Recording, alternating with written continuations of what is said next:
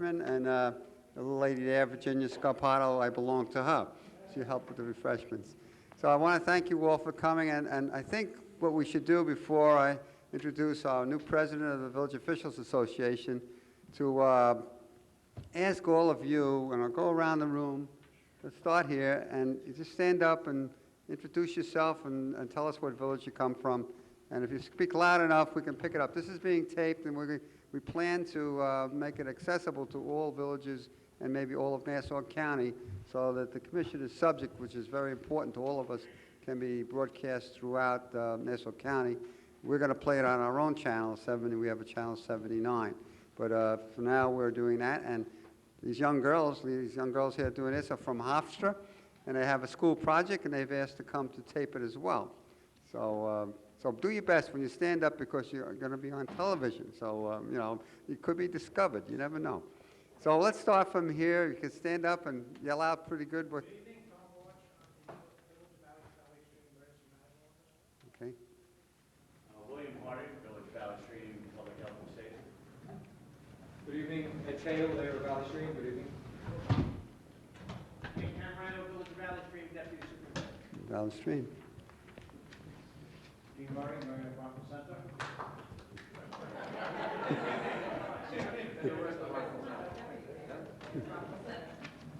Bob Shelley, I'm the administrator in Garden City. Right, you're up. Sal Hackett, Mayor of Garden City. Big guy. Richard Murdoch, Mayor of Rockland.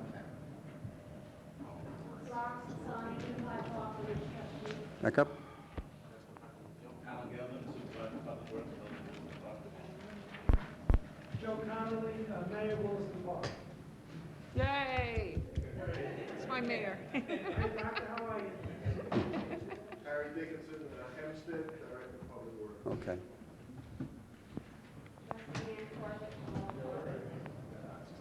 Brian Becker, Nassau County Legislator for the wonderful villages of Valley Stream, Limbrook, and East Rockaway. I want to welcome all of you to say this is my hometown, and I'm very proud of our mayor. And I'd just like to take the opportunity to thank the commission and her staff for coming down this evening, doing a wonderful job in regards to this particular program and all the other aspects of her department. So, thank you. I paid him to say those nice things about me. All right, up there, Mr. Tackenberg. Mayor Warren Tackenberg, Village of Blue Light Park. And past president of the Village Officials Association. Also a member now of the second vice president of Village Officials Association. And he belongs to you.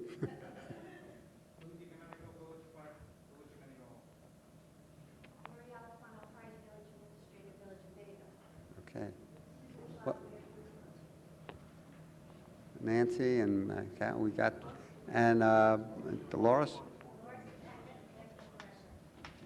And Tommy? Thomas Show, Trustee Village Lumber. Okay. Jim Damascus, Mayor of Flower Hill. Lena Dallas Civic Association, Flower Jack Higgins, Mayor of Center Island. We have Pleasant Mosquitoes. Oh, okay. And up here, I don't think we got the top row. Peter Owen, Village Administrator, Florence. Phil? Did we miss anybody? All right, now with that, thank you very much. You're all on camera, so now you can't escape. I want to introduce our brand new president of the Village Officials Association of Nassau County, Steve Corbett, Mayor of Floral Park. Thank you, Gene, and thank you very much for the hospitality. Whoever made the punch, it is terrific stuff. We need that recipe. This is the second meeting in 3 days that we've had with the Nassau County Village Officials. We just had one on Saturday that was hosted by our Action Committee and actually more seriously hosted by Mayor Jim Damascus from Flower Hill for the 11th Legislative District. And it was actually pretty well attended for a Saturday morning. 2 of the 3 candidates were able to make it. And it actually gave the mayors and trustees an opportunity to discuss a lot of the issues that impact the villages, and particularly with the seat right now that is really teetering on giving either the Republicans or the Democrats the majority. It certainly has a great deal of influence on the future of the county. Tonight is a very special meeting. This is an important meeting. I think each one of us have our own concerns, otherwise we wouldn't be here, of either our village or a neighboring village or the county as a whole. And we're very pleased that through the efforts of past President Warren Tackenberg, the mayor of New Hyde Park, he was able to coordinate with Dr. Gaffney to be able to come down tonight. Dr. Gaffney, as you know, she's has been the Commissioner of Department of Health now for 5.5 years, and joining her this evening will be Greg Terillian, who's the Mosquito Control Supervisor for Nassau County Department of Public Works, and Joe Schlechter, who's the Deputy Director of Environmental Health and through the Nassau County Department of Health. So folks, put your hands together and welcome the three of them to join us tonight.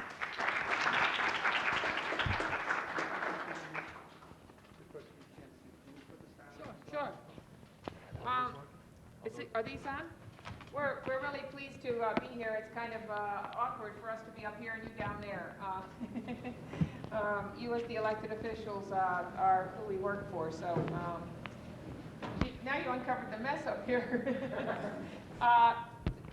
We have handed out to you a brochure, and we have a lot of extra copies in the back if you want to take a bundle.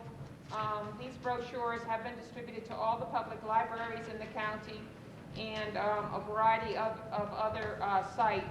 More brochures are available. We sort of put them in bundles of about 100, and I want to say that in case some of you have to leave before we're done and you don't know about the brochure deal. So in the back box there are bundles, and we encourage you to take some. The phone number on the back can give you additional supplies. The county legislators, as best I know, in their newsletters are in fact mailing residents a variety of the tips, especially the information on the back side, which is the take-home message for all our residents. That's the most important thing we want to emphasize. Because this year, contrary to previous years, and Greg will start talking to you about mosquito control in Nassau County starting from 1916. This year, now that we have the West Nile virus as one of the viruses that mosquitoes can carry in our area, we need every resident in Nassau County to help us. So Greg's going to talk about the county program from its very beginning in looking at open areas, and then we'll talk some more about how the health department's activity complements what Public Works have been doing for most of the 20th century here in the county, and we really work together as important partners. And we tend to take questions as we go along because we want you to listen, so we want to answer your questions so you don't have to think about it the rest of the time. So feel free, this is quite informal because we're here to give you whatever information you need to know. So we have lots of information to share, but we really want to most importantly hone in on the information that you need. And so with that, I think I'll start and let Greg take over. You want me to do slides for you? You can stand up. All right, thank you very much. To give you a little brief introduction, mosquito control began in 1916 in response to malaria outbreaks in 1914 and 1915. By 1920, malaria was under control in Nassau County. But our basic motto and the key to our program is integrated pest management. And what we use is surveillance with our light traps to locate adult mosquitoes. We use biological control. We use fish when ever possible. We use water management where we modify the habitat out there to make it conducive to fish to eat mosquito larvae and enhance the waterfowl population. Pesticides as a last resort.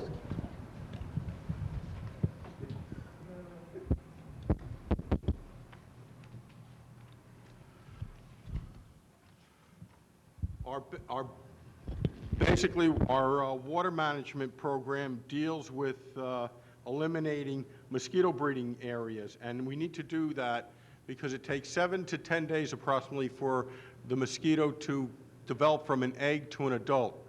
So in a lot of our water management areas, we have equipment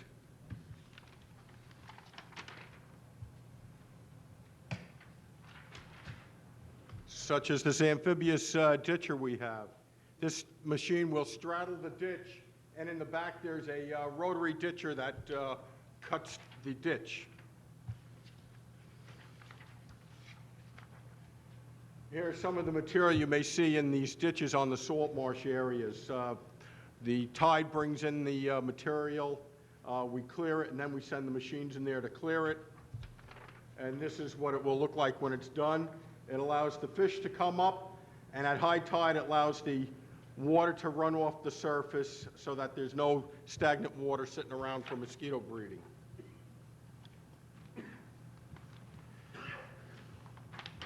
And what basically we have to monitor, we perform salt marsh and freshwater surveillance by dipping to see if mosquito larvae is present in the water. We monitor and treat with larvicides when appropriate. We have 1,000 miles of salt marsh ditches in Nassau County. We have 650 storm drains, which are also known as sumps. We have 200 miles of freshwater streams in Nassau County. There's approximately 70,000 street basins and 50 ponds in Nassau County. And that equipment I just showed you is what we use to maintain those 1,000 miles of ditches on the county shorelines, which allow fish to consume the larvae and the pupa and permit tidal waters to drain off the salt marshes. What we have also done is we're working with U.S. Fish and Wildlife, Ducks Unlimited, New York State Department of Environmental Conservation, and the town of Oyster Bay to enhance wildlife in the JFK Sanctuary, located at Jones Beach. And also this past winter, since the West Nile outbreak late last summer, Nassau County Mosquito Control Program is coordinating with New York State, New York City, and other counties affected by West Nile to ensure a regional approach to mosquito control problem. Hey, basically, I'd like to just explain a little bit about the habitats of the mosquitoes that we deal with in Nassau County. Prior to the West Nile outbreak, one of our mosquitoes that we tried to look for was the Cutoceta melanura. They were a vector of eastern equine encephalitis. Those were generally found in red maple swamp areas where tree roots were exposed, forming crypts, and that's where these mosquitoes bred. An example of the Culex species is right here. The Cutoceta melanura is very similar to the Anopheles, Aedes, where they're laid singly. And the larvae will breathe through an air tube at the water surface, and at this stage, in the larval stage, they eat and breathe, and in the third stage, the pupal stage, they do not eat, they just breathe. And I'll get back to those important issues in a moment. The other species that we watch here in Nassau County is out on the salt marsh, is the Aedes sollicitans. They're also very similar to the Cutoceta melanura. Their eggs are laid singly, such as on the salt marsh here, these Aedes sollicitans, they lay them in damp areas where they know the tide will come up, wet them, they instantly become larvae, they develop, and down the road to pupa to the adults. These sollicitans out on the salt marsh, they are fierce biters, they're strong flyers. They can fly up to 20 to 30 miles from their breeding habitats. And what we do every Monday, as started today, we do a salt marsh survey out on the salt marsh for dipping for mosquito larvae. And if necessary, we'll bring the helicopter in to apply pesticides in these non-populated areas on the salt marsh to control the mosquitoes. Our other species that we had out in Suffolk County this past summer is an Anopheles species. That was where we had the malaria in the Anopheles quadrimaculatus species. And that you'll find right here. They're also laid singly, but as opposed to the other species, they lay parallel with the surface with a short air tube, and they're surface feeders. And again, in a pupal stage, they do not eat, they just breathe air tube. Okay, now the ones that are suspect for the West Nile is the household mosquito, the Culex pipian. Okay, it's called an urban vector, a vector meaning a disease-carrying agent of encephalitis.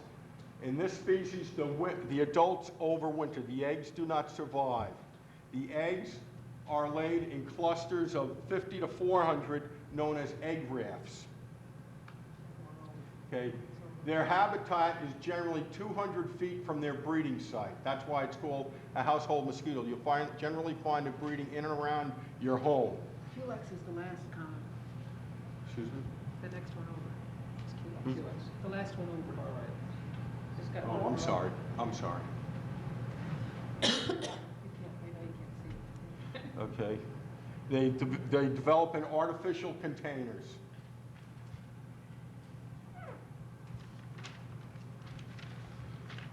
Okay, now the type of products that we use, the larvicides that we use, one form is the BTIs. They're the microbioles.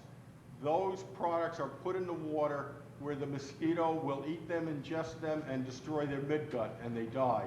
And that's, when we do dipping and we find them in this larval stage, that's when we'll apply the microbioles.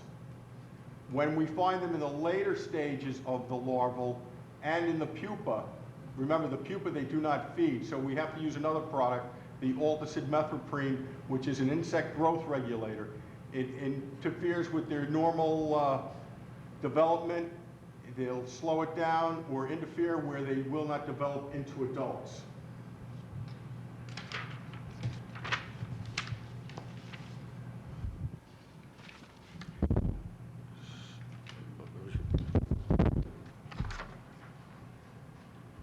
And here's an example of the adult coming out of that pupal sac, the water level, and the adult coming forward.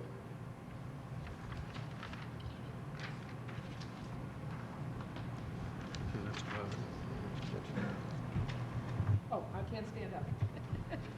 You can just put this up. The health department became a partner of Public Works in the mosquito control program when it was revived in 1996. The only time in the 20th century that it was suspended was between 92, when there were the county cutbacks, and 96. A lot of drainage ditch work was done, but no mosquito surveillance per se. In 1996, when it was revived, we basically did it out of current resources, and we have staff in the health department in disease control that deal with human illness kind of surveillance, in environmental health, doing a lot of field work in combination with Greg's people in Public Works, and also the county health department laboratory actually sorts the mosquitoes. And you did have a slide there with adult mosquitoes on it, Greg. One of the challenges is there are about, 30 different kinds of mosquitoes in Nassau County. And a person has to sit at the microscope and sort the mosquitoes. And they don't sit like this when they're dead. They don't pose for pictures. But basically, some of them, they have different morphology, different patterns on their wings, on their antennae, etc. And so there's a technical part of sorting mosquitoes, and we sort them by the different type, and then the mosquitoes that can carry disease, whether it's West Nile virus and the Culex species, or some of the species that can carry Eastern equine encephalitis, if we get a number of those mosquitoes in a catch, then we actually will mail that catch to the state health department for examination. Last year, with the entree of this new virus, which was originally identified as St. Louis and later recognized that it was actually West Nile virus, those mosquito pools were sent to CDC in Fort Collins, Colorado. And out of those mosquito pools, we ended up with 5 different pools of mosquitoes that were actually positive for West Nile virus in Nassau County. We had 6 people ill with the illness such that they were hospitalized, and actually of those 6, 1 person died in Nassau County. A major part of working in combination with Public Works is actually responding to citizen concerns about mosquitoes and their breeding sites. And obviously down in the open areas in the county, like on the salt marshes, there aren't a lot of people complaining there. So the county's surveillance system is the main thing. But we now will take concerns and complaints. One of the typical complaints is that a neighbor has an abandoned swimming pool, that essentially their children are grown, and now their swimming pool is essentially untended. It may be in disrepair, such that the equipment doesn't work, or it may simply be that they got tired of buying chemicals and electricity for it and have turned it off. And before last fall, when we had the new concern about the Culex mosquitoes, we had about 300 pools that we were sort of regularly monitoring and working with those people relative to finding a solution. But we're sure that you probably know about some of these, and obviously we'd like to get a heads up on them and get started with working with them. We have this year the ability, in concert with that homeowner, to offer to provide some treatment to that pool if they desire that, and or if they refuse to do something, we can actually take charge of it under the county charter, which gives the mosquito control program some interesting powers that even in public health we don't have.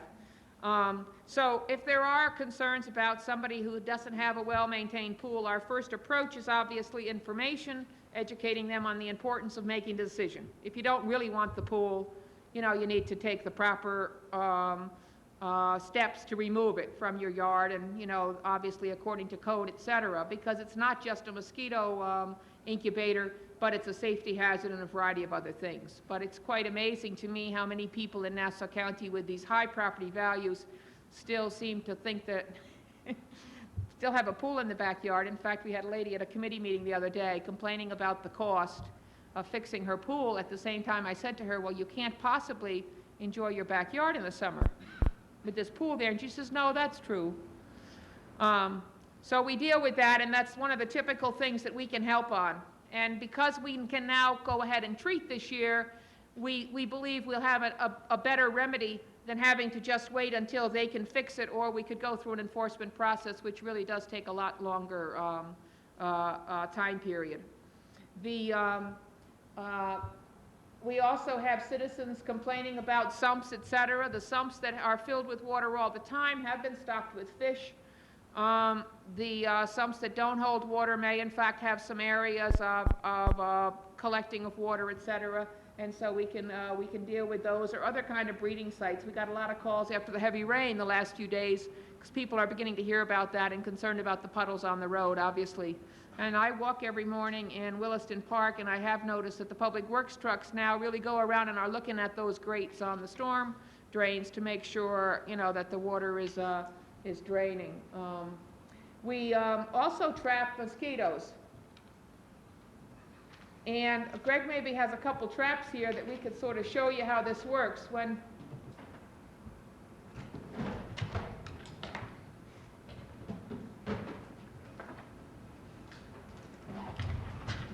this particular part of the trap is where we put carbon dioxide in this little thermos, because the mosquito's attracted by the carbon dioxide. That's why the mosquito knows how to bite you or an animal or a bird, as opposed to biting the flower. You know, I mean, when they're looking for a blood meal, they look for carbon dioxide and they zoom in. Now, if people wear fragrances or other kinds of things, they may actually attract mosquitoes. So we put the dry ice in here, and there are little holes in the bottom that gradually the dry ice comes out, right? I'm learning here. This hangs near this light trap.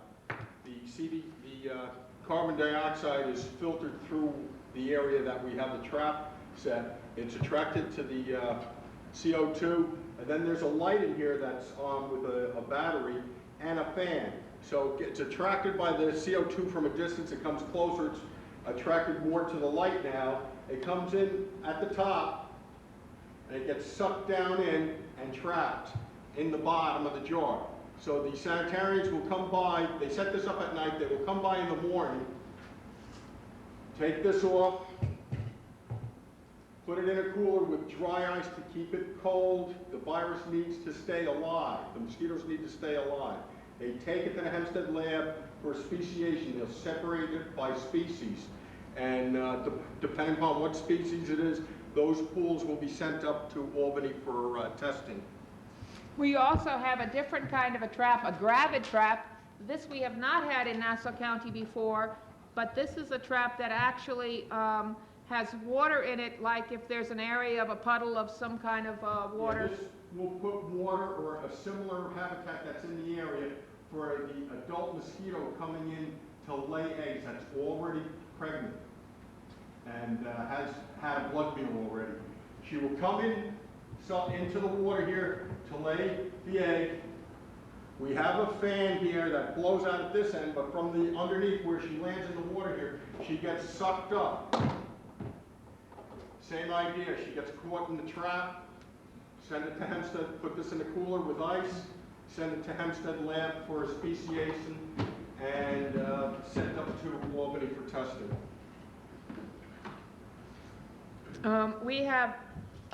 We used to trap mosquitoes at 8 sites, mainly around the shorelines of the county. And then last year with West Nile virus, we began to move those traps around based on the recommendations of the state. We now have 40 fixed trap sites, and we generally are running 2 traps at each site, and many of those are sump areas or other areas. One of the challenges with these traps is just the issue of security and vandalism.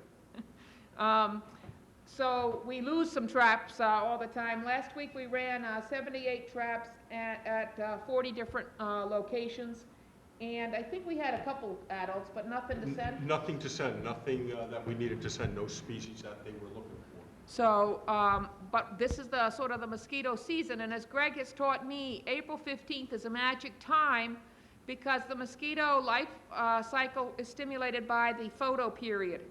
So between April 15th and August 15th is prime time for light. Those of us who live on daylight, I like this time of year. I'm not too good in December.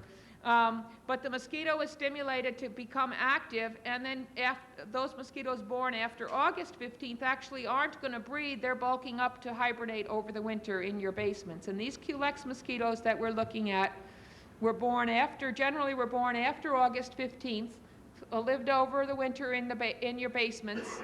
They're the house mosquito, and then they came outside and they're looking for the nearest little 4-star restaurant and habitat, and that's a can of water in your backyard with a few leaves in it, or a gutter with a few leaves in it. It's like a 4-star restaurant. That's really all they need.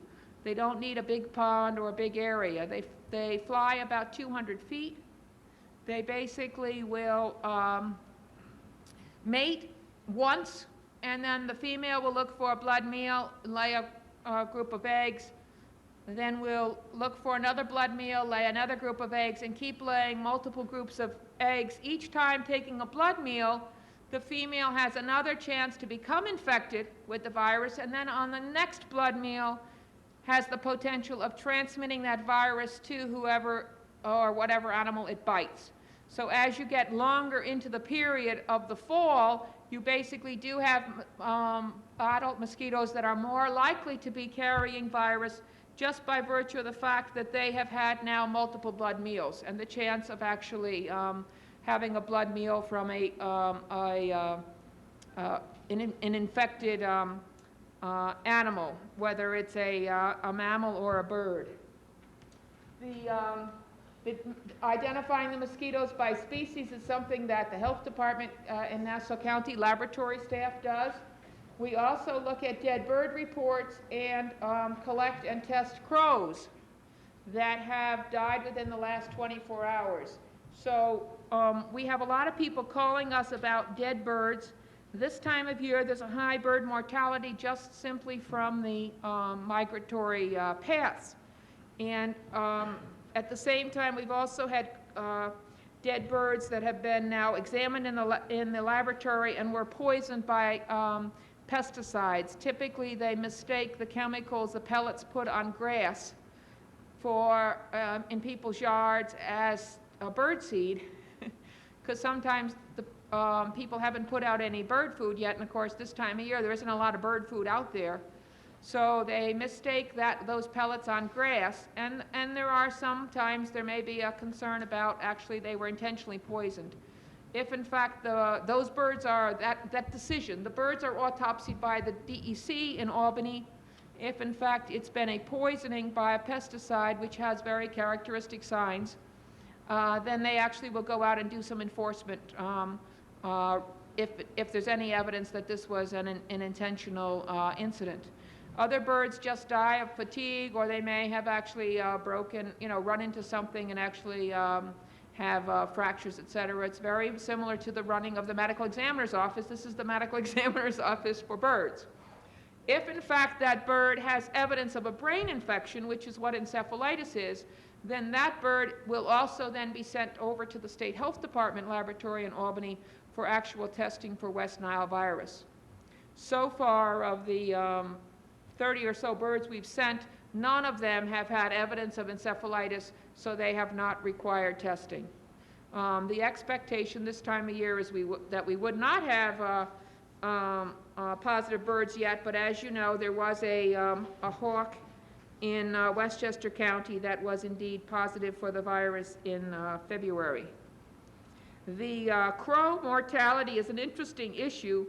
The crow species seems to be very susceptible to this infection and not able to build an immunity to the virus as quickly as other kinds of birds, so the crow has a high mortality. And actually last year, in the course of our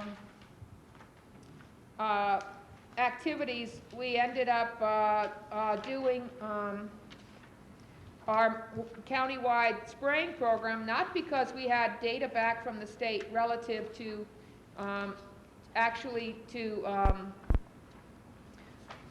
positive mosquitoes, because we didn't really get that data until later, but actually based on the distribution of dead birds. And this actually is a map of,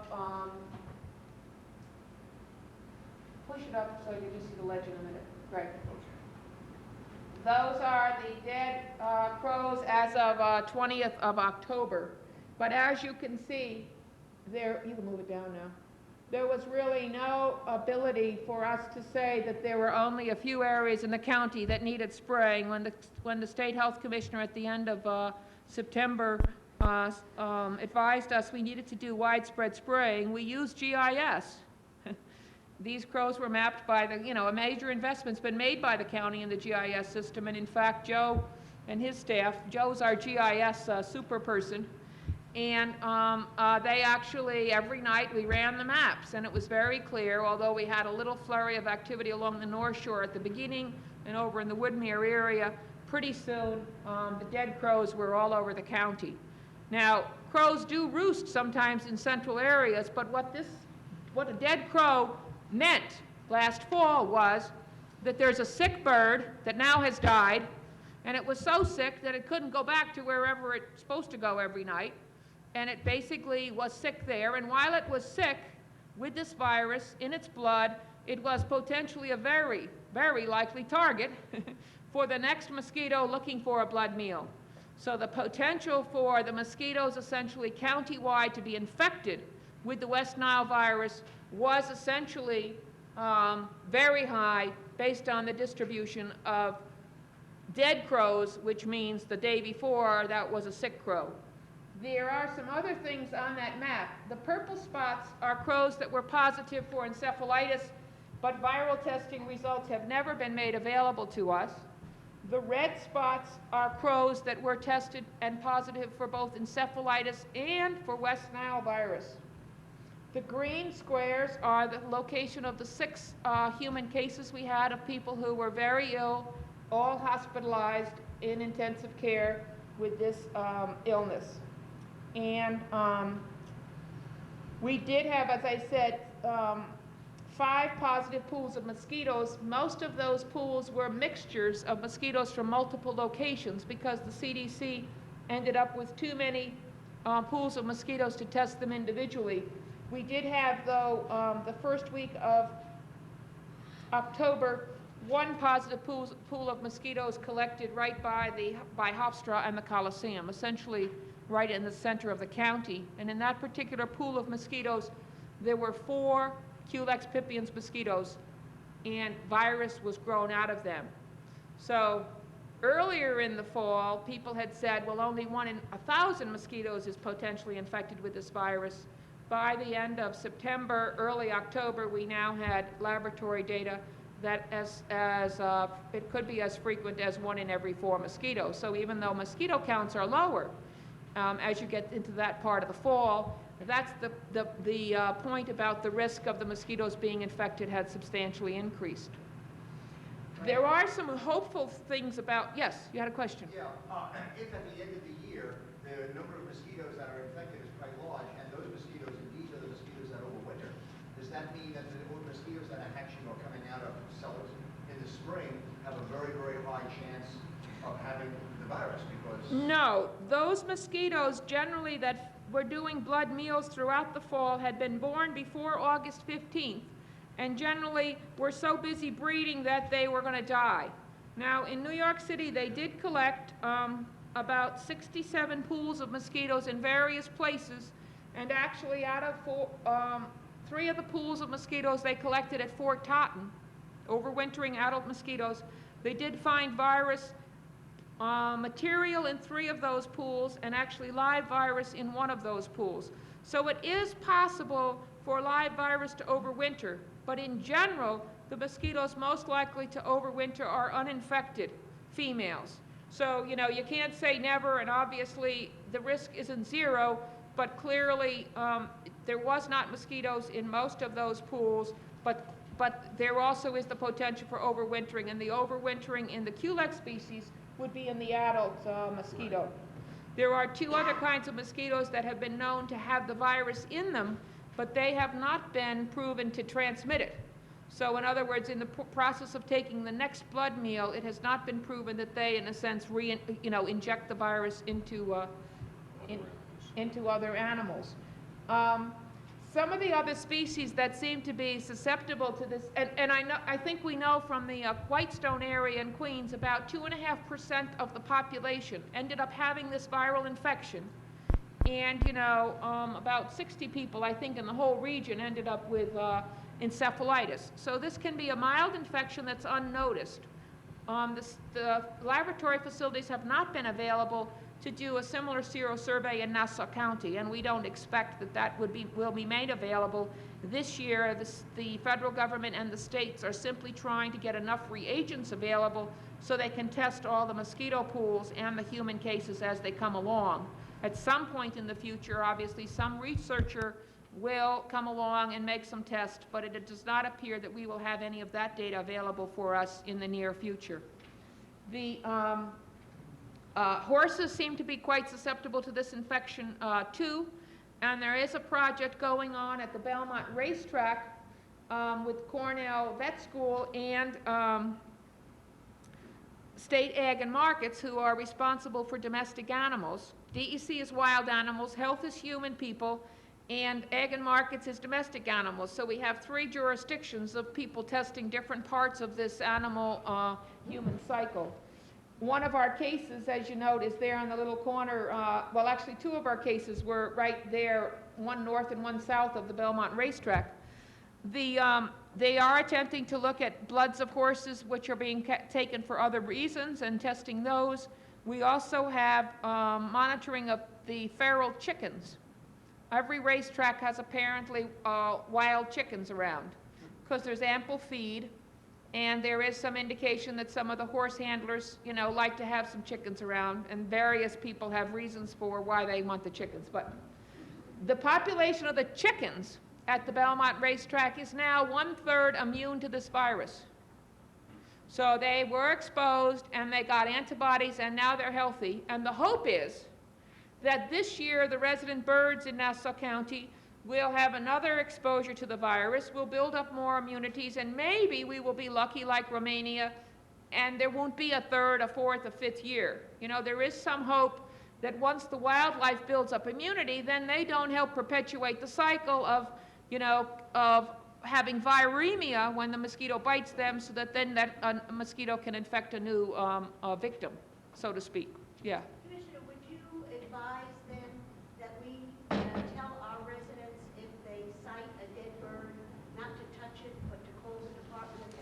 Well, what we recommend is they call this number, but these are the recommendations. If the bird is, you know, sort of dried up and it's got a lot of bugs around it and it's sort of, you know, pretty old, we suggest you go out there with 2 garbage bags and either gloves or basically pick up the bird like you do, use your garbage bags as a pooper scooper, you know, and double bag the bird and put it in your garbage. If the bird was recently observed to be alive and now appears to have stopped moving, then we may be able to ship that bird, but it has to be a fresh dead bird. The state doesn't want an old dead bird. But in general, we will not come out to pick up the bird. So you need to tell the resident to take care of it, but we do want to have the bird report because based on the type of bird as it's described to us, we will map it. So we do keep track of the kinds of birds, and one of the birds that was positive last year down at Atlantic Beach was actually a kingfisher. The rest of these dead birds in Nassau County that were West Nile virus positive were all crows. So that's our recommendation on birds. Right here it says, report mosquito complaints or dead birds to this number, is the last bullet on the back. Well, we want to hear about it anyway, and so we have that conversation with you. It doesn't say call the health department to pick up the bird, see? We try to be very careful. We just said report the bird to us, you know. Yes? After heavy rain, we've got a lot of calls into our village hall from residents who complain about puddling in front of their houses, and we have dips and valleys in our roads. Now, puddling might last a day or 2 before it dries up or goes away. Now, should that be a concern? 1 or 2 day puddle. No, a 1 or 2 day puddle, no, because the particular species, the Culex pipiens, will lay eggs only where they know that there is material for their young ones to eat and survive. Highly organic areas, and these temporary pools don't have them, roadside pools. I have a particular concern. I live in a small village, but we have 2 golf courses. I mean, water traps in the golf courses. Is there any special thing that should be done with the water traps? Water traps in the golf courses. Water traps. You don't need the same traps in water traps? No, generally, most of those water traps have fish in them, a lot of them that we come across, but that's something you could let your golf courses, that you have any municipal golf courses, to make sure that they have them stocked, and make sure that the emergent vegetation is away from the edges of these ponds or even your ornamental ponds, so that these fish can get to the edges where the mosquito larvae are. If you have emergent vegetation around the fringe with the water, the fish can't get to the edge and eat the mosquito larvae. You got to have a 1 to 3 gradient so that the fish can get right to the edge. These are private golf courses. Do you have any information that I can disseminate to them? Maybe like, you know, a flyer that I can give them and say this is what you should be doing? If they do have those large ponds, they should have some sort of a turgid effect, some sort of water movement, a fountain, or they are able to call us if they think they have a problem, stock it with fish, and you're allowed to use mosquito dunks from your local agway to treat these ponds. It's the microbioles I was talking about that will eat the feed the mosquito larvae and kill them. So this number, this telephone number on here, we work for anybody, you know, that's private sector, public sector, business, or, you know, not-for-profit or homeowner. Have them call, and then, you know, we sort of know about their area and can look into it specifically. But the aeration, you know, something that makes the water currents, or a big water body that has a wind currents on it, obviously is not still enough for the mosquito. And the home ponds, you know, you don't want a pond that has just a very shallow area, because, you know, that's the still water that the mosquitoes are looking for. Yes? We have some brooks in one brook that carry water from one end of the village to the next, and sometimes after it stops, some water remains in the brook. Now, it's recommended that villages like ourselves and other villages would get one of these traps to test to see if the mosquitoes are infected or anything. And how should we handle brooks? brooks. Yeah. Would they become stagnant? Will they become stagnant? I think after a few days, there's some water remaining in these brooks. So, Superintendent? Yeah, we have a number, a lot of these streams, we do monitor, and we are familiar with some of these areas after rain incident when the areas dry up and they're puddles. We have a lot of data on certain areas that do breed. If there is any concern, just call that number and we will go out and investigate areas. The city has done a great job of public relations and started showing us on TV 2 weeks ago where they were putting lava rocks or some kind of a pesticide into the storm sewers. And I called up for our storm sewers, what should we be doing? I was told they need a pesticide permit. Now, I believe in preparing and doing things ahead of time, not waiting for a crisis. What do we do? Okay, you're talking about those 70,000 catch basins we have in Nassau County. Okay, over the years, we do have historical data of areas that are breeding. They will be treated in a pre-hatched form prior to any breeding. We are not necessarily going to use those Alticid briquettes because what we have found, because those Alticid briquettes were used back in the 70s, we experimented with them. And when you get a rain such as we just had, that material will flush out of the catch basin and end up somewhere in a sump or out on the sound or out on the estuary somewhere. So what we are using is the microbials in those areas, the historical areas. And as we do get complaints in the neighborhood, we do investigate the property and we will check a radius around that complaint, the street basins in the area. Not all street basins empty out into sound or whatever. We have many of them that just go right into the ground. Until they finally evaporate or drain, they're still holding water. But again, we're talking about after you receive the complaint, and that's or in an active area. Right. Preventive medicine. But preventive medicine is only appropriate if you have a problem to treat. We are deeply concerned, as you've pointed out, that the public expects that we should be running around tossing cookies all over. We do not believe they're going to be effective if they're not there, and that the most important thing is knowing what you treat. That's what integrated pest management is. In New York City and in Westchester, they do not have the staff with the historical record or the information. And so they basically, are trying to do the best they can. But the problem is these things are only going to last for a time period, and then they're going to have to do it again and again and again, and they'll have to do it every place because they didn't collect any information, so they don't know whether it's needed or not. So, huh?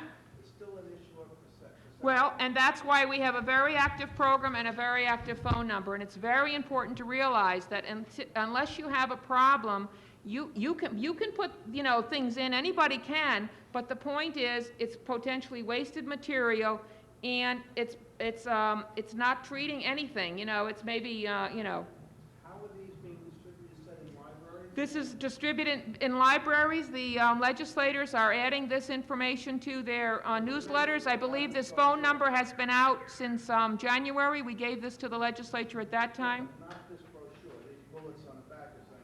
Right, this whole brochure is in the libraries. It's been in the libraries about 3 weeks now. We've printed 100,000 copies of this, and this week we have a Spanish language version of it coming off the presses. If I want to mail out 1,400 copies just to my homeowner. We would suggest you download it from the county website in print material, and you put it out yourself, We would prefer that you print it. It's on the county website, the same content of this information. Send it out and spend the money on the postage. Why can't I get these from Nassau County? Because I don't have 400,000 copies. So I have to be very candid. I can't give you 1,400 and then, 398,000 to the rest of the county. I don't have that many county copies, but it is widely available, and a lot of people appreciate having it on the website. And the other reason why we suggest the website as an important access point is also because we have the ability there to update information. But certainly, it's in camera-ready format on the website, and we'll, it's available. Yes? Do you anticipate aerial spraying this year? Greg, as he pointed out, does larvicide with helicopters across the salt marshes in unpopulated areas. there is no county budgeted money for widespread aerial spraying, okay? So the county legislature and county executive's office would have to find monies for that. We do not believe that will be necessary, since we will be trapping in more local sites, and we will have the ability, based on the laboratory system and the geographic distribution of these traps, to potentially do local truck fogging in an area if there's a problem identified. I mean, that's the master plan, and obviously that relies on the laboratory availability from the state, because we can't make the laboratory available. We do not have the ability to do the testing locally. So we honestly believe that we know a lot more about this virus this year. And in fact, lots of people have, had second thoughts about what happened last fall. We did what we were advised by the scientists to do, but adulticiding only kills the mosquitoes that just hatched. And as Greg said, that's every 10 days, potentially another hatch of mosquitoes. So that's not a very effective strategy, especially not if you run into a problem earlier in the summer, where you'd just be stuck in a very repeated cycle of going up and spraying. So we don't see that as a necessary point at this point. We believe that a localized strategy will occur, but we have to also say we never say never. I don't know whether you want to add anything. Yeah, basically, we have the 40 traps located in Nassau County collecting the adult mosquitoes for testing. If we should find active virus in any one of these traps, we can localize the adulticiding by ground truck. These traps are situated where they're approximately 2 to 2.5 miles from one another throughout the whole of Nassau County. So we can localize any adulticiding, hopefully, and not go to aerial. That's our plan. If you're going to fog a local area, do you have any way of informing the residents that this is going to happen tomorrow, kind of thing? It won't happen that quick. There'll be plenty of notification from the website.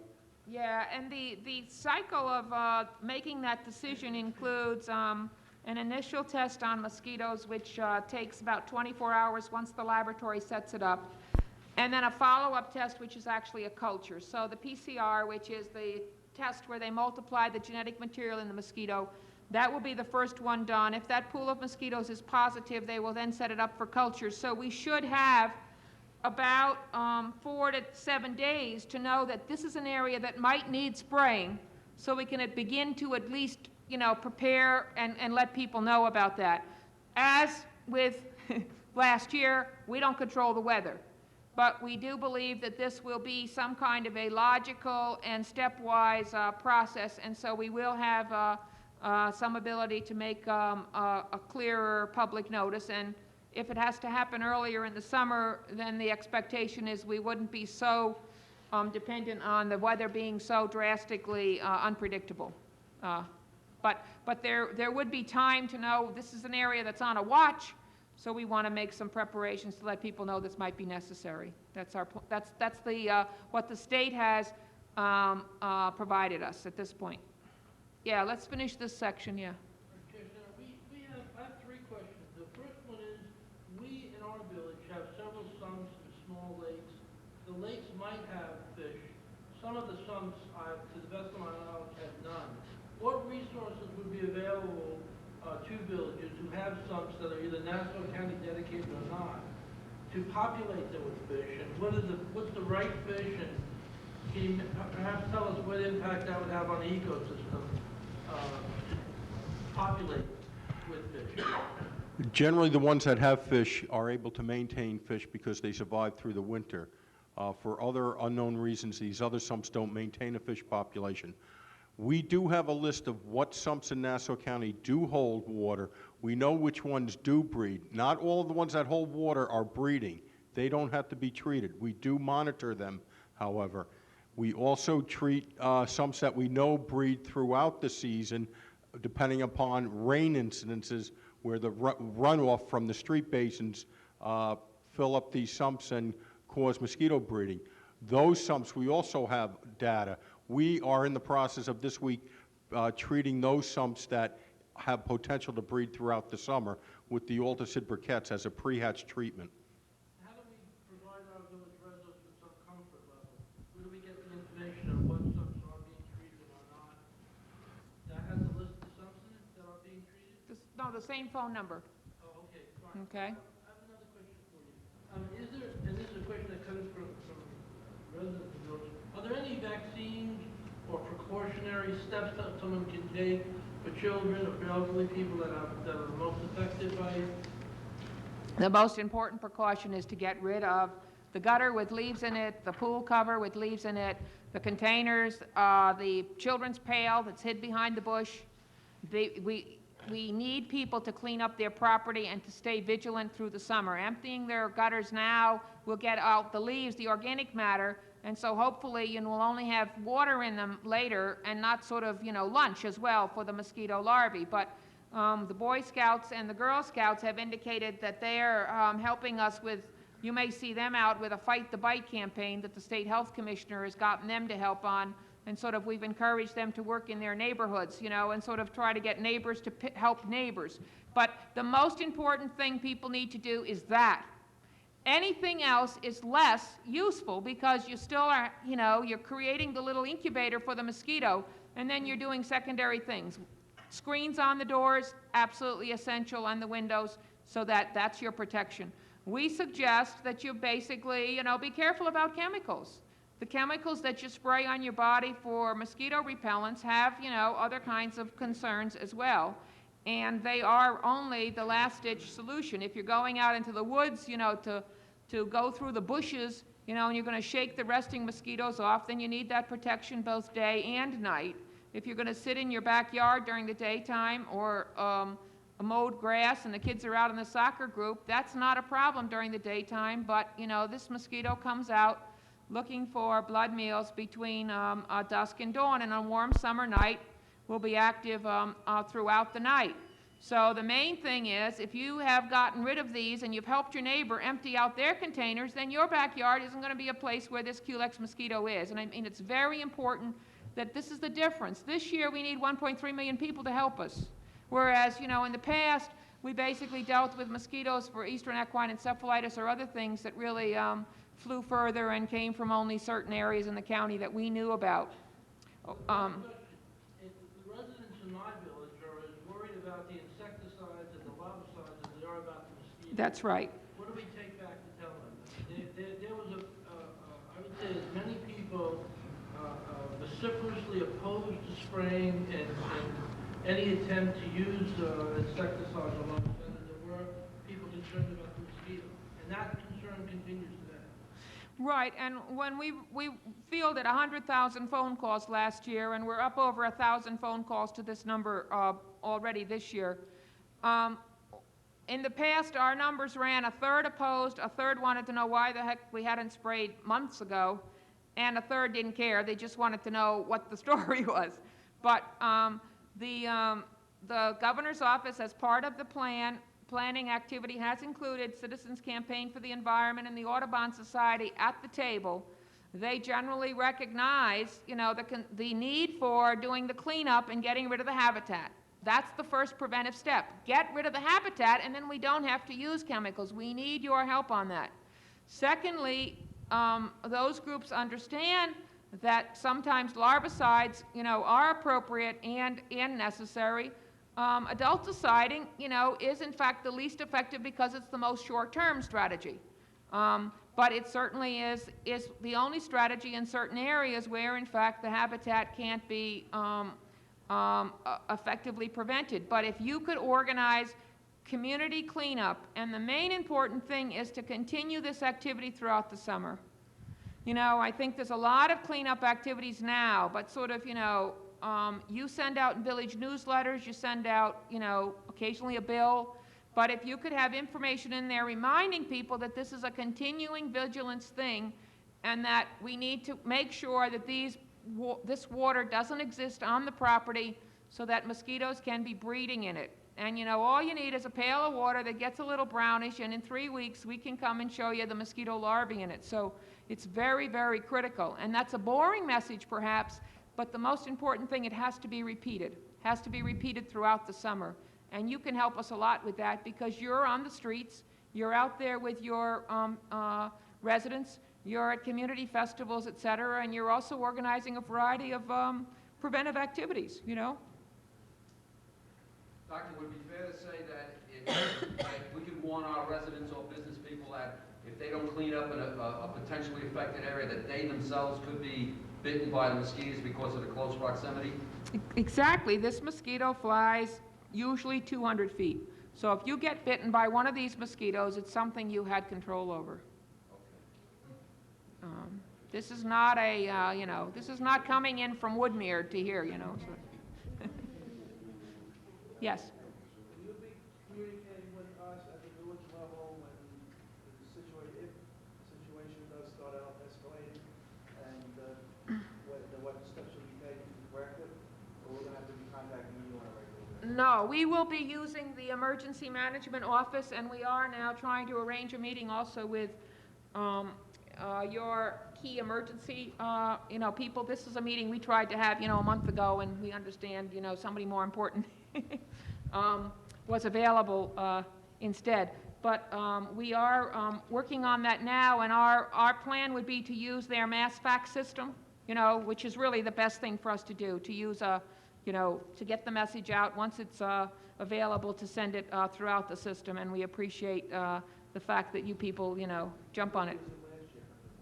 Yes, that's what we used last year. You know, it has really a lot of different constituencies on it. Last year it took us a while to get all those systems in place. We've learned a lot about that, and we've learned about the benefits of a variety of those things. And yes.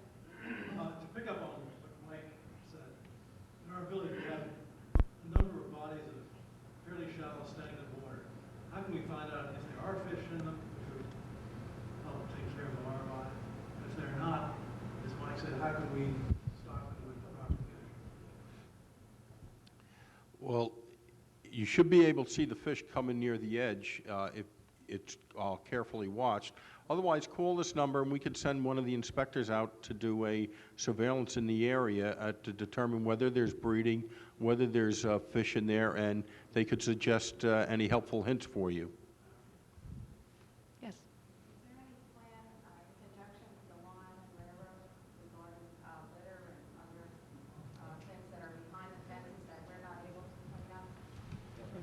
Yeah, we've been in touch with the Lionel Railroad offices about that issue, especially with tires that we see along the tracks. They have an active program to clean that up, and if you see something like that, please let us know, because we'll get in touch with them. It helps us to give them the exact location, and that's what we're working on doing with this. And tires are essentially unable to be emptied unless they have holes in them, because, you know, I even was noticing in certain playgrounds, and you might want to, if you maintain a playground or fields or something with playground equipment, some of that has tires. Sometimes the cut in the tire is now off the bottom, and it may be that some of those tires in the playground equipment may now be filling up with water just because sort of it's settled or something. So we work with the schools on that as well. Complaints we've had from residents already, more or less litter type things, cups and papers that are really all along the whole fence and embankments on the railroad on both sides. Right. Well, if you can give us whatever those street coordinates are, you know, we'll, you know, work with the railroad, and then, you know, we'll have somebody who can look over the fence from, you know, the non-railroad side, and also work on that. I know what you mean. I was doing a little surveillance the other day on my ride into the city. There's a man in Queens who has 2 blocks worth of car tires painted white. It was, I think, a community beautification process, and Does anybody over here have a question? We didn't. I have one. There seems to be a general concern that a lot of the product used in storm drains and throughout being flushed through the system has actually gone into the sound and killed all the lobsters and everything else. Is there any connection? Okay, what you're talking about is the Alticid products, the methoprene. That's the insect growth regulator I was telling you about. It doesn't allow them to complete metamorphosis. That product we've used on the South Shore area in those non-populated areas where on the salt marsh we've treated by helicopter. Areas north of 495 that we've used any of this product is trace. I'd really have to research our records to find out if we used any that went into the sound. And the same I could say is for Suffolk County. We've used next to nothing as far as methoprene on the North Shore to end up in the Long Island Sound. But these biscuits, would Oh, the BTI. Well, that's Bacillus thuringiensis. That's the microbioles. They're not. They don't have the methoprene. They're not suspect. That's Bacillus thuringiensis. It's similar to the Bacillus thuringiensis with little different species that's used for gypsy moth. So it's a bacteria that infects, that's consumed and then infects the larvae. But it's only, as Greg said, useful when the larvae's actually eating. So it ingests it, and I think it works similarly with the gypsy moth caterpillars, in their cycle as well. There are also biologic things that, it's interesting to talk to the staff and go visit them because they're all very enthusiastic about this, but there's a very important Dragonfly Protection Society in the mosquito control program. Dragonfly larvae eat mosquito larvae. So when we dip and we look in there and we see both dragonfly larvae and mosquito larvae, we don't kill any larvae because we know the dragonfly larvae will consume the mosquito larvae. That's why dipping is important and why treatment is not. Plus the dragonflies, basically live along many of these mosquito ditches, and it's sort of like they're, and they're very territorial insects. We think of people and birds as being territorial. We don't realize that insects have their own little societies as well. Yeah, the dragonflies are known as the mosquito hawk. They will also eat adult mosquitoes as they're hatching from the water. So it's very important, potentially, that you don't want to kill the larvae that actually might be your benefit rather than just treating automatically. And that's why dipping and figuring out what exactly you have to treat is an important thing, because as we know, we're just trying to tinker with Mother Nature. We ultimately, have a lot of respect for her. Yes? We have a large creek in Hempstead that runs the entire length of the village all the way over to Hempstead Lake, Horsebrook Creek. How do we find out or can we find out if the county is monitoring that? It runs through a closed culvert and an open culvert and open streams in several areas. Yeah, I'm familiar with that. We've had complaints in the past along there, and we do revisit that throughout the season in those areas. We're very familiar with that.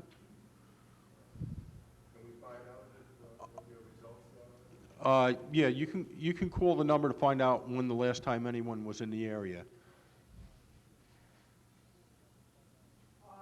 One of my residents caught a mosquito and called Public Works, and she had it in a nice little bag, and they said it was dead too long, they couldn't do anything about it, but they were going to check around the storm basin where she caught it. Is there any way I can find out, besides calling the number? I mean, is there any way you can set up an interaction? And if you get a complaint in our municipality or our village, that you can just CC us or let us know what you found without going through the number. Well, if the individual left her name and phone number, somebody should have gotten back to her to let her know that they were there and what they found. Yeah, can you let us also know? Because that neighbor is going to talk to another neighbor, is going to talk to another neighbor, and they're going to say, well, what does the village do about it? We just need to know. Is that a problem? I think there's a valid point here with 64 villages, with 400 some odd thousand residents. If we start disseminating information to all of our residents, you're going to be getting flooded with calls just from our side. If there is a way to, following on what Joe's saying, if there is a way to set up a communication with us, we can distribute information to the villages themselves and keep them a little bit more in tune about what's happening, what you're actually doing out there in our communities. And it might be a nightmare, it might be a headache, but it's something that we could help you with. Because after she complained to you, I also got a complaint. And, she said, just want you to know so you can stay on top of it. Well, I want to stay on top of it. I know, it's... When I come home to Concord Avenue in Williston Park and find out my neighbor called the Board of Health, And Concord Avenue is only 2 blocks long, so I think they all know, I think they know where I work, but I understand, huh? I understand what you're saying. The challenge, I have to be candid, is trying to get the work done and the field work done, and I think we clearly will diligently work on what we could possibly do to help you out. Unfortunately, we don't always know whether the person lives in the village or not, and sometimes they don't either. On certain things, you know, we actually map them like the dead birds, but we don't really map all the complaints and follow-up. But we'll take that back and see what we can do, Mayor. I mean, I think it's a very valid concern, and I understand it. I now have about 40 people in the health department working on this, and at the moment I can't promise that we could do that, but I think we can certainly work on figuring out how to help you out in some way. And I understand, but there's just so many, all right, it's just so many people that I can pull out of other things, because we'll be very candid. You know, you have summertime festivals coming up. You want food permits for those. The same people that used to do that are now out in the field following up on mosquito complaints and trying to get you the information on that. So it's just, you know, I'm just trying to be honest. I think it's a very valid concern. We will work very hard on it. I don't have an immediate answer tonight. But we came to talk to you because we wanted to hear your suggestions too. Yeah. The second question is, this same storm season spawns thousands of frogs. Do frogs eat mosquito larvae? The tadpoles will eat mosquito larvae. That's why we know what sumps contain amphibian populations, whether we can treat them or not. We will hold off different products during the middle of the summer when the amphibians are present. We will probably just use the microbioles, and later when the amphibians emerge from the water and there is still breeding at that time, then we will use the methoprene products. We've been working on, we didn't invent mosquito control. We've been working on this a long time. We have a lot of database. We aren't just putting stuff out like in other municipalities that have no mosquito control. We do have a database.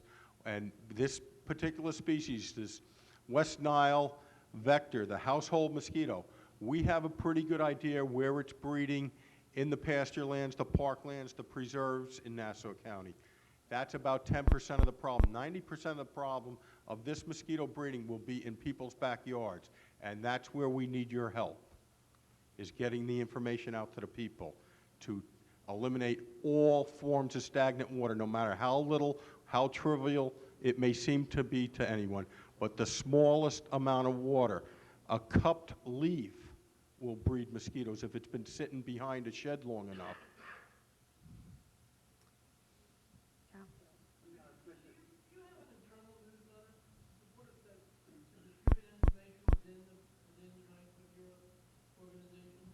We have an employee newsletter that's not staffed by us. It's basically an employee organ. I don't have the resources at this time. We used to have a newsletter that went to doctors. We had a newsletter that went to the public. We had a variety of those things, but we at the moment don't have anything like that.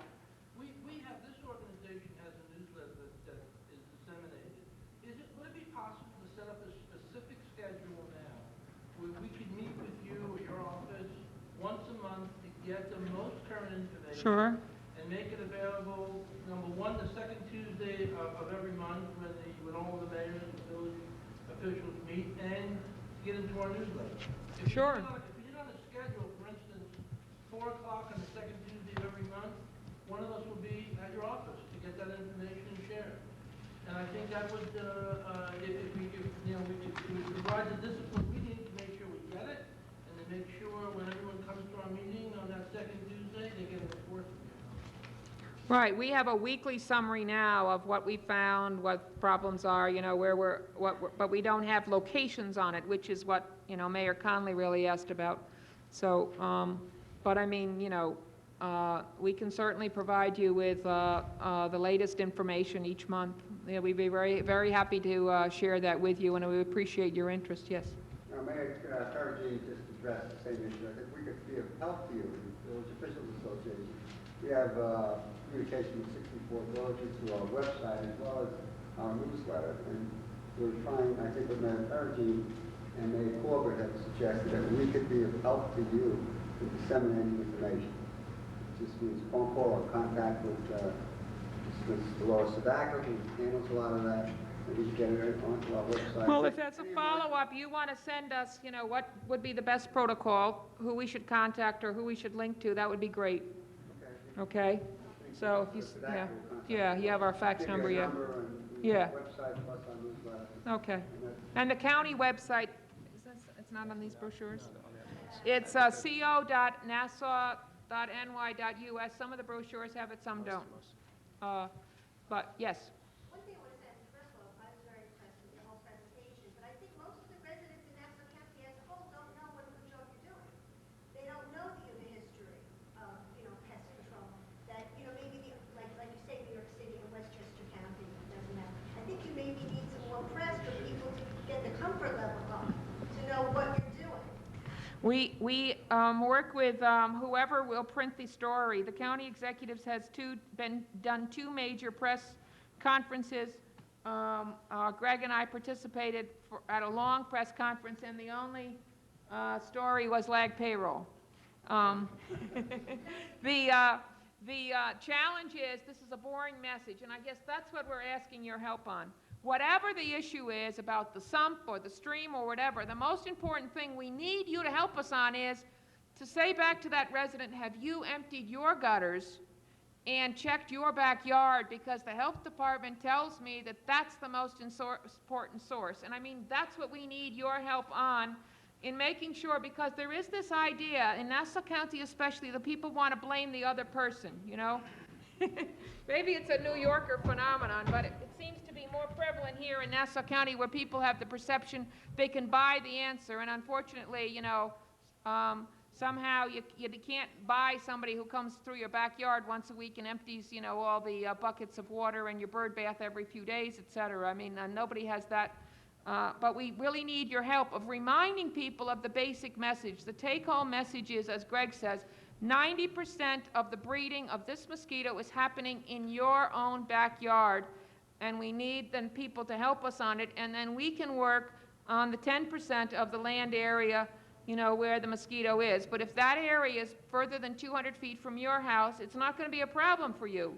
You and your neighbors are going to be the potential source of this mosquito, and this is a totally different message than we had before September of '99, where it was mostly a mosquito problem that was our problem. Besides newspaper, what other type of media campaign is the county launching through, let's say, Cablevision? I know a lot of villages have local channels. If you had a we've done that could go out on each one of the local channels, or right. Standardized broadcast.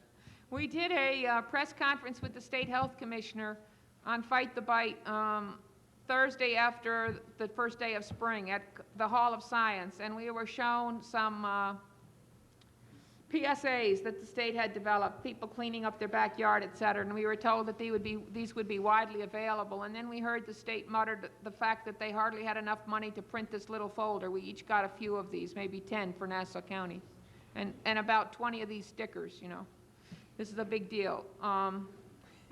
This is, so there is that, we've been trying to find out from the state. Every week on Thursday we talk to them and we say, where are these PSAs? Because we really think that would be helpful. I've done a show with the county clerk, Murphy. She has a monthly show, so we were on that talking about this. I've done ones with a couple other people. We're very eager. And Channel 12 has been good about coming to the office about once a week and, sort of, we're available. Tonight I did an interview at 6:30, on another problem. But we try to be responsive to the media when they're prepared to put this on. And maybe now that the Miami situation is settled, there'll be a little bit more time, for other kind of news. But we really are there. And the fact that you're not seeing us isn't because we're not talking to the press. It's just that our story is boring and it can go on tomorrow. So we do find weeklies is very helpful, and in general they have printed press releases that have come out, and we try to nurture that system. But of course that's a small part of your population that reads those papers, but it's heavily elected officials. And so will those PSAs be available to the villages that have their own cable channel to run like all the time? Because a lot of villages run like their board meetings or what they had PSAs that they could run on their own channels? Well, if you have cable channels, and you could somehow get that information to us, we will add that to the distribution system. The problem is that I saw the PSA, Joe saw it, Greg's, I don't think was there, and we thought the next week we'd have them, and, you know, there's nothing. Unfortunately, this has been a little bit difficult being a partner with somebody who doesn't, they spend, I don't know how much they spend on this logo, frankly, you know, but this has been months in the direction, but I won't complain anymore. Yes? Dr. Gaffney, to sum this up, I think what you want us to do, mainly get the word out what's in here to our residents, without getting too many annoyance calls back to us or back to you. We can do that through board meetings, through our own television stations, which we have, and through a website, which we have. We have a daily bulletin on our channel. It's on 24 hours a day, which we can reproduce this right on. Well, it's on the county website now, so you may want to do a hot link to the county website and then pull some of the stuff off the website onto yours. The county website also has some hot links to the state health department website for other things, and we will be putting up the chemical stuff, right, Greg? Yes. On the county. Everybody does not have a television set to run up the website. Right, right. Our television. But I mean, anything that's on our website, can you transfer onto yours and onto the TV readily? That's our hope, is to somehow make some of this publicly available so you don't have to ask us for it, you can just take it. And that's, this year, we've just begun to learn how to use that from the latter part of last year when we found it was very useful. But we didn't kind of get on board quick enough, early enough. A lot of the utilities give the villages a special number that is a privileged number besides being online behind 400 people talking about, you know, a killer mosquito, that the villages don't abuse them, use only in an emergency. That might be helpful for only 64 villages to call up to find out about a specific remedy or a problem, you know, about dealing directly. And you might want to consider coming up with one number just for the village. Well, there's no question that the supervisors for the program, you know, we can share that number, you know, with the villages. You know, if you call the health department, the health commissioner's office, you'll get transferred to that number. Or I try to talk to you. Last year, I sort of bonded with Mayor Williams up in Center Island. He and I were on the phone a lot, and the mayor of Bayville as well, because that's really where some of the issues started being concerned. I do try to field a call if it's directly from an elected official, if I'm in the office, or we try to have some of our staff over in environmental health talk directly to elected officials. We understand that you're very busy and you also have, you know, other things because you don't get paid much as elected officials. So we try to respond to you, but and we have some of your beepers. Like I'm looking at Mr. Shelley. Because it's a two-way street too, you know. Maybe you want to tell us how to find you. And certainly Garden City has been very good about that. Unfortunately, we hopefully don't have to call you anymore. Yes? Doctor, did our neighbors in New York City and Suffolk County take the same approach on this, or are they thinking about spraying again this year? Our neighbors in Suffolk County have somewhat of a different area and issue because they have a huge county and a lot of open areas and a very complicated situation. And I would not want to predict what our neighbors to the west are doing. You know what they did last year? Jackie, you completed your presentation? I think we've covered it, you know, enough. Yeah, we're here. A lot of questions, and I think we ought to thank Dr. Jackie. One more thing before you leave. We, of course, are taping this program, and we're going to play it on our local channel over this weekend. And we can make that available with a small fee, whatever it costs us. So any village who wants a copy of this to play at their village. So we would just charge whatever it costs us. Anthony, we're all right? Okay. We can make copies. Just one last thing. I had given out the form to you earlier about the different committees. We're trying to reestablish the committees to make our organization more stronger. We really are looking to have as many of you as possible get involved, and there are, as you see, a whole bunch of different committees. We're hoping you can get multiple people from each village and extend it out and bring the village first, and council in on still in the process of discussing Metricom, if you would see at the end, I could share some information. Any of you that want copies, I'll put a paper up here for you, giving me a name and village and address, and we'll have it sent out to you. Stay here and have some coffee and punch. You're welcome. Have a great night, folks. Thank you. Thank you for coming.